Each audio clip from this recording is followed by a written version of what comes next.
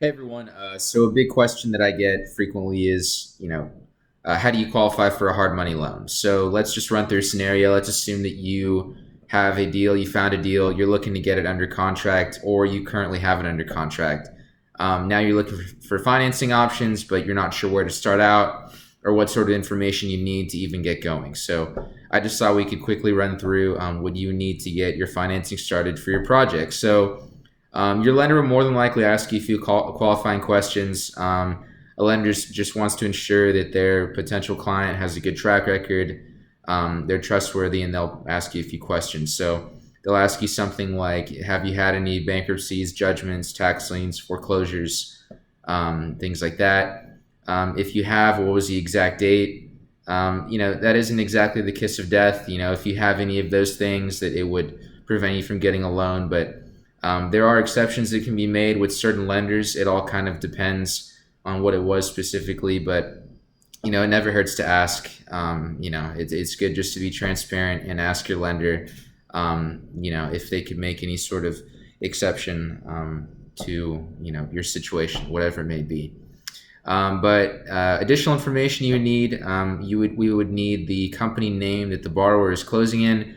So, for example, a lot of lenders will require you to close in, if you're doing business in Texas, closing in a Texas-based LLC, a Texas-based entity. Some hard money lenders won't lend to individuals. They'll ask for the square footage of the property. So we have three big scenarios in terms of deals that we would do. So number one, new construction; two, fix and flip; and three, we'll also do refinances. So for example, let's say you have a property on 321 Pecan Street on Canyon Lake.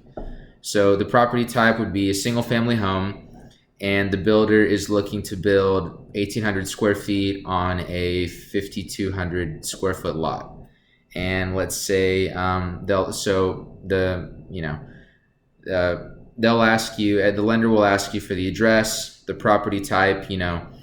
Are you wanting it to be a single family home? Are you wanting to build a duplex, a triplex, a condo, townhomes? They just want to know how many units, because that will affect the appraisal. And in terms of square footage, they just want to know, how big, how much are you working with, how much land do you have, and how large are you wanting to build the house. Land purchase, just wanting to know how much you bought the land for. So let's say in this case, 18,500. Construction costs, let's say 215,000, and then the ARV is 285. So they'll also ask for the construction cost, probably a construction budget, asking you for specific details and specifications of what particular materials you're using, and how long you expect it to take you, things like that. The after repair value, or you can also say what you think it would appraise for in the end. So let's say 285, and they'll want an exit strategy as well. Do you plan to refinance out after? Do you plan to sell the home? Do you plan to use it as a rental? In this case, it's a new construction. So let's just say that the builder is wanting to sell it. Let's say that the builder has a mid FICO credit score of 690, right? And they have 15 years of experience. So they'll ask you, for your credit score, ask for your experience. Let's say that they've had 15 years of experience.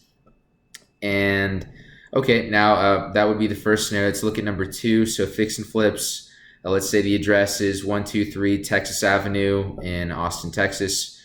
Property type is single family home. Let's say you're purchasing it for 250, and the rehab costs are 30,000. This is, I guess, heck of a deal. I don't know if anything out there exists like that, but just for example's sake. And then let's say the after repair value is 475. Your strategy is to sell. Your mid FICO is 670, and you've done one flip in the past few months, and you're new to investing. So just kind of along those lines, just supplying that sort of information. So just to run it back: address, property type, purchase price, rehab costs, ARV, exit strategy, credit score, and your experience. So keep in mind that experience isn't the end all be all. However, a lot of lenders will say that the rates are based off credit score and experience. So if you have 700 plus credit, you're probably going to get a better rate compared to someone, with credit that's under 600. And if you have 15 years of building experience, you'll probably have a more favorable rate compared to someone who is doing, who's building their first spec home, their new construction build for the first time. We obviously do love working with people who, it's their first time getting them off the ground. That's obviously no problem. We do it all the time. However, keep in mind the rates will be a bit more favorable for someone who is more experienced. But what's great is that, the more deals that you generally do with the lender, you build that relationship, you build that rapport. They like you a lot of, you're trustworthy. They know how you operate. They know that you'll get the documents in a timely fashion. And they want to work with you, and they'll give you a better rate over time. So refinances. So for refinance deals, the lender will generally ask you two questions. Number one, how long have you owned the property? And number two, is there any debt on the property? And if so, how much? So any sort of debt on the property would be, if you owned a piece of land for, that was valued at $20,000, but you have $7,000 worth of back taxes on it or something like that, or tax liens, that would obviously be an issue that a lender would need to know about. So cash out refinances is also another option. So you can have an option to quote cash out or do a cash out refinance. So basically what that is you're taking your existing mortgage that you have. So you own a property, you're taking your existing mortgage and you're replacing it with a new mortgage for more than you currently owe on the house. So the difference goes to you in cash, and you can spend it how you like. However, you must obviously have equity in your home to be able to do a cash out refinance. So in turn, it may have slightly higher interest rates, considering there would be, considering there would be a higher loan amount. So I'll give an example here. So let's say your home is worth $200,000. So it's worth $200K, and your mortgage balance is half of that. So let's say it's $100K. That means you have $100K worth of equity in your home. So you can refinance your $100K loan balance.